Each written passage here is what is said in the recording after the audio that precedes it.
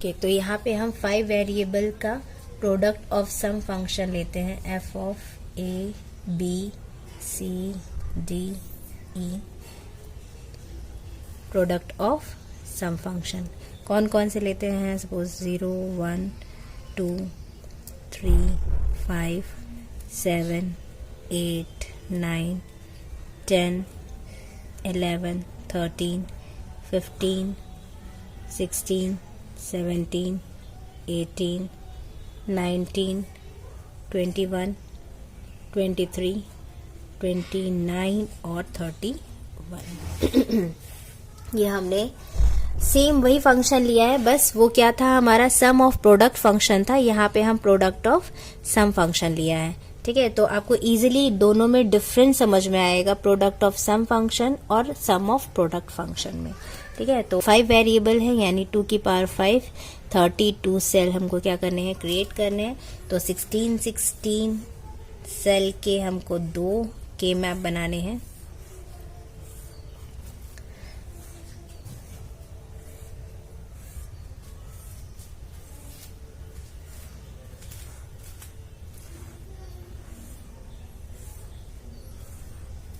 ठीक है, ये हमने यहाँ पे 16 सेल के 2 के मैप बनाए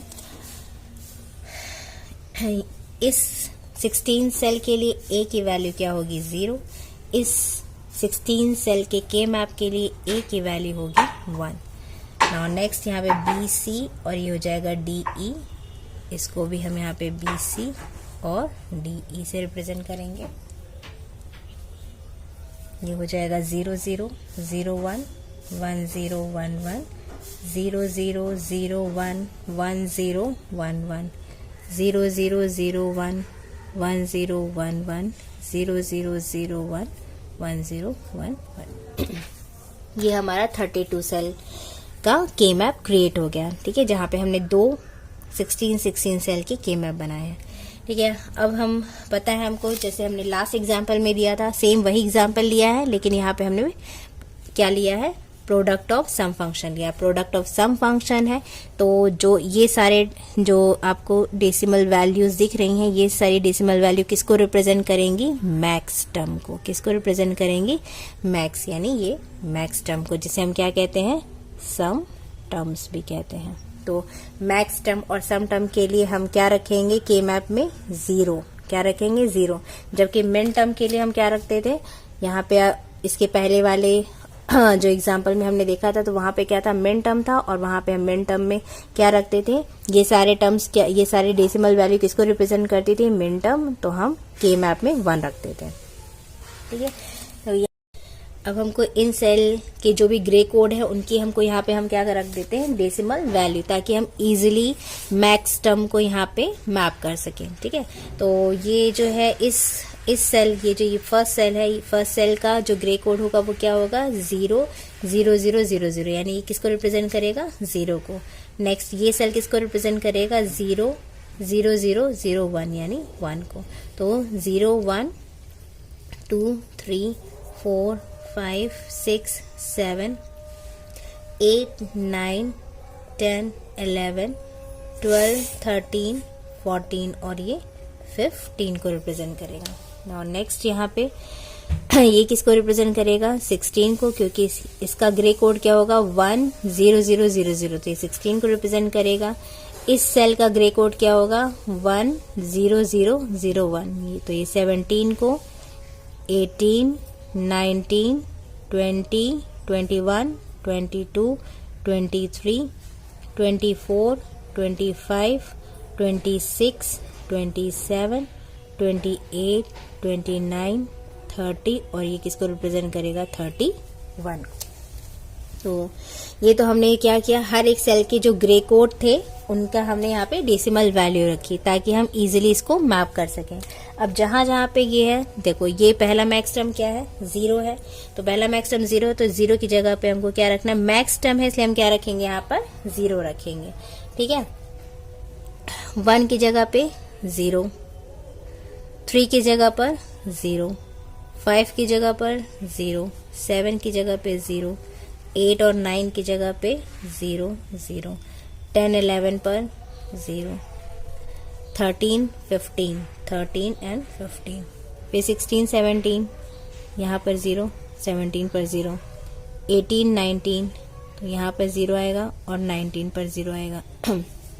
21 23, 21 and 23, 29 31, 29 and 31, तो ये हो गए हमारे मैक्स टर्म। तो हमने इनको क्या कर दिया, अब यहाँ पे हमने मैपिंग कर दी। अब हमको क्या करना है, फाइनली पेयरिंग करनी है। तो पेयरिंग हमने लास्ट टाइम सेम मैपिंग होगी। कैसे मैपिंग होगी, अगेन हमको क्या करना है, यहाँ पे बनाना है किसका, 8 का ग्रुप बनेगा। 16 का पॉसिबल नहीं था, तो 8 का ही ग्रुप बन सकता है। तो यहाँ पे हम फिर 4 0 और ये 4 0, इन 4 0 और इन 4 0, यानी टोटल कितने 0 हो गए, 8 zeros का एक ग्रुप बनेगा। ये फर्स्ट ग्रुप हो गया। सेकेंड ग्रुप हम देखें, ये 4 zeros और ये 4 zeros का दूसरा ग्रुप बना, सेकेंड ग्रुप। और थर्ड ग्रुप कैसे बनेगा, थर्ड ग्रुप हम इसका ले लेते हैं। बचे कौन से हमारे पास जीरोस, बस ये 4 zeros बचे हैं। तो ये 4 0 और उसके एडजेसेंट में ये 4 0, तो इसका एक हमारा थर्ड ग्रुप बन गया। तो पेयरिंग मैंने अभी लास्ट एग्जांपल में अच्छे से आपको बता दी थी, तो आपको ये समझ में आया होगा कि पेयरिंग कैसे होगा। ये 4 सेल और ये 4 सेल एडजेसेंट है, इसलिए 8 सेल की पेयरिंग हो गई। ये 4 0 और ये 4 0, यानी ये 8 0 क्या है, एडजेसेंट है, इसलिए इसका पेयरिंग हो गया। यहाँ पे ये 4 0 और ये 4 0 अगेन पेयरिंग में है, तो हमने इसका एक ग्रुप फॉर्म कर लिया। यहाँ पे ये 4 0 जो है वो 2 ग्रुप में शेयर में है, तो शेयरिंग इज पॉसिबल। ठीक है, तो यहाँ पे 3 ग्रुप है। अब हमको क्या निकालना है, इसका मैक्स टर्म। लास्ट एग्जाम्पल में हमने क्या निकाला था, मिन टर्म। यहाँ पे हम क्या निकालेंगे, मैक्स टर्म। तो सबसे पहले थर्ड ग्रुप का मैक्स टर्म निकालते हैं। तो इन ये जो 4 0 है और ये 4 0, इन 8 0 के लिए a की वैल्यू क्या होगी, तो 4 0 के लिए a की वैल्यू 0 है और 4 0 के लिए a की वैल्यू 1 है, तो a पॉसिबल नहीं है। नेक्स्ट b देखेंगे, तो इन 4 0 के लिए b की वैल्यू क्या है, 0, और इन 4 0 के लिए b की वैल्यू क्या है, 0। तो 8 0 के लिए b की वैल्यू क्या है, 0। तो यहाँ पे क्या आ जाएगा, यहाँ आ जाएगा b। अब एक और चीज मैंने हर बार आपको बताई है कि जब भी हम मैक्स टर्म लेते हैं, यहाँ पे याद रखना, यहाँ पे मैं नोट डाउन कर देती हूँ, हर बार ही बताती हूँ मैं, हर लेक्चर में मैंने बताया है, जब भी मैक्स टर्म लेते हैं, जब भी हम मैक्स टर्म फॉर्म करते हैं, तो अगर a की वैल्यू 0 है तो हम उसे लिखेंगे a, और जब a की वैल्यू अगर 1 है तो मैं उसे लिखूंगी a बार। ठीक है, ये किसके लिए है, मैक्स टर्म के लिए। और अगर यही मिन टर्म होता, अगर यही मिन टर्म होता हमारा, तो हम क्या लिखते, अगर a की वैल्यू 0 है तो मैं उसे लिखती a बार, और अगर a की वैल्यू 1 है तो यहाँ पे होता वो a। ठीक है, तो आई होप आपको समझ में आया होगा कि यहाँ पर मैंने b अगर 0 है तो यहाँ पे मैंने क्या लिखा है, b बार नहीं लिखा, b लिखा है। ठीक है, नाउ अगेन हम यहाँ पे c की वैल्यू देखेंगे। तो c की वैल्यू देखिए, इन 4 0 के लिए c की वैल्यू क्या है, 0, और इन 4 0 के लिए भी c की वैल्यू क्या है, 0। तो c की वैल्यू 8 0 के लिए क्या है, 0, तो यहाँ पे c की वैल्यू आ जाएगी। अब ये यहाँ पे हमने c की वैल्यू ये रखी। अब ये इंपॉर्टेंट है, देखो वहां पे क्या था, वो मिन टर्म था, क्या था, मिन टर्म यानी प्रोडक्ट टर्म, और यहाँ पे क्या है, मैक्स टर्म। मैक्स टर्म को हम क्या कहते हैं, सम टर्म्स भी कहते हैं। तो यहाँ पे हो जाएगा प्लस। ठीक है, तो ये क्या, प्लस। अब हम किसकी वैल्यू देखेंगे, d और e की वैल्यू हमको देखनी है। तो d की वैल्यू चेक करेंगे, इन चारों 0 के लिए d की वैल्यू क्या है, देखो इस 0 के लिए और इस 0 के लिए d की वैल्यू तो 0 है, लेकिन इन 2 0 के लिए d की वैल्यू क्या हो गई, अगेन 1 हो गई। तो यहाँ पे 8 0 के लिए d की वैल्यू क्या है, कॉमन नहीं है, इसलिए d यहाँ पे प्रेजेंट नहीं होगा। नाउ नेक्स्ट सेम ऐसे e है, इन 4 0 के लिए e की वैल्यू देखो, इस 0 के लिए 0, इस 0 के लिए 1, तो e की वैल्यू यहीं से ही समझ में आ रहा है कि 8 0 के लिए कॉमन नहीं होगा, इसलिए e भी यहाँ पे प्रेजेंट नहीं होगा। तो ये हो गया हमारा थर्ड ग्रुप का मैक्स टर्म। अब हम सेकेंड ग्रुप का मैक्स टर्म निकालें, तो सेकेंड ग्रुप का मैक्स टर्म, तो सेकेंड ग्रुप हमारा यहाँ पे कौन सा है, ये 4 0 और ये 4 0, इन 4 0 यानी टोटल 8 0 का जो पेयरिंग हुई है वो हमारा सेकेंड ग्रुप है। तो इसके लिए हम ए की वैल्यू देखेंगे, तो देखो इन 4 0 के लिए ए की वैल्यू 0 है और इन 4 0 के लिए ए की वैल्यू 1 है, इसलिए ए प्रेजेंट नहीं होगा। अगेन बी देखें तो इस 2 0 के लिए बी की वैल्यू 0 है और इन 2 0 के लिए बी की वैल्यू 1 है, तो यहीं से समझ में आ रहा है कि बी भी प्रेजेंट नहीं होगा। नाउ अब यहाँ पे हम किसकी वैल्यू देखें, सी की वैल्यू, तो इन दोनों 0 के लिए सी की वैल्यू क्या है 1, इन दोनों 0 के लिए भी सी की वैल्यू 1, इन दोनों 0 के लिए भी सी की वैल्यू 1 है और इन दोनों 0 के लिए भी सी की वैल्यू 1 है, तो यानी सी की वैल्यू क्या है 1, तो सी प्रेजेंट होगा और उसकी वैल्यू क्या है 1। तो मैंने बताया था कि जब किसी भी वेरिएबल की वैल्यू 1 होती है तो हम क्या लगाते हैं, बार, तो ये हो जाएगा सी बार। ठीक है, अब नेक्स्ट हमारा क्या है, डी। तो डी के लिए हम देखते हैं, तो इन चारों 0 के लिए डी की वैल्यू क्या होगी, तो इन दोनों 0 के लिए डी की वैल्यू 1 है, इन दोनों 0 के लिए भी डी की वैल्यू 1। यहाँ पे भी हम देखेंगे तो इन दोनों 0 के लिए भी डी की वैल्यू 1 है और इन दोनों 0 के लिए भी डी की वैल्यू क्या है 1। तो डी की वैल्यू क्या है, 8 0 के लिए डी की वैल्यू 1 है, तो हम यहाँ क्या लिखेंगे, प्लस डी बार, चूंकि क्या है 1 और क्या है सम टर्म्स। नाउ हम फर्स्ट ग्रुप के लिए देखें, तो फर्स्ट ग्रुप हमारा कौन सा है, ये 4 0 और ये 4 0, तो इन 8 0 की पेयरिंग की है हमने फर्स्ट ग्रुप में। तो इन 8 के लिए भी फिर से हम देखते हैं क्या मैक्स टर्म निकलेगा। तो